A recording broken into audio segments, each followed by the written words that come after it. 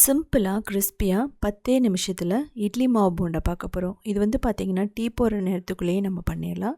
வெளியே மொறுமொறுன்னு இருக்கும், உள்ளே வந்து சாஃப்டாக இருக்கும்.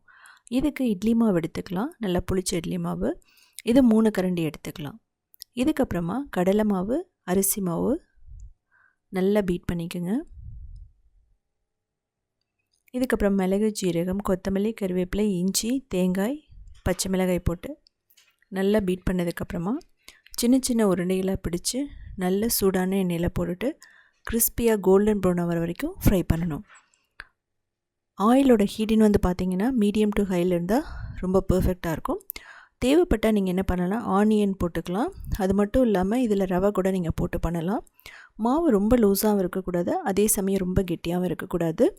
இது வந்து தேங்காய் சட்னி, க்ரீன் சட்னியோட ரொம்ப பர்ஃபெக்டாக மேட்ச் ஆகும். குழந்தைகளுக்கு ஈவினிங் ஸ்நாக்ஸாக கொடுக்கலாம்.